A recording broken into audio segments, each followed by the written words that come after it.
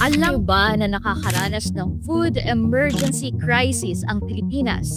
Alam niyo rin ba na ang Pilipinas ang nangungunang rice importer sa buong mundo noong nakaraang taon kahit na napakalawak ng lupang sakahan ng bansa? Kaya naman, ayusin natin ang Pilipinas.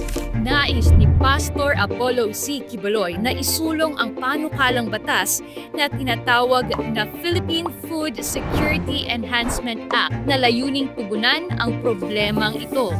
Ang layunin ng batas na ito ay upang magbigay ng suporta sa mga magsasaka, kabilang ang pagbili ng kanilang mga lupain na mananatili pa rin sa kanilang pag-aari. Kasama rin dito ang pagbibigay ng kapital para sa tractors at fertilizers upang mapalago ang kanilang produksyon. Mahalagang bahagi rin nito ang pagbuo ng mga infrastruktura tulad ng mga warehouse at farm-to-market roads. Binilang na ni Pastor Apollo C. Quiboloy ang bilang ng mga ektaryang palayan at toneladang bigas na kayang maproduce araw-araw, buwan-buwan at taon-taon upang matugunan ang pangangailangan ng 120 milyong Pilipino. Ito ang adhikain ni Pastor Apollo C. Quiboloy na magkaroon ng seguridad sa pagkain at matulungan ang mga lokal na magsasaka. Para sa mas maunlad at progresibong Pilipinas, number 53 sa balota.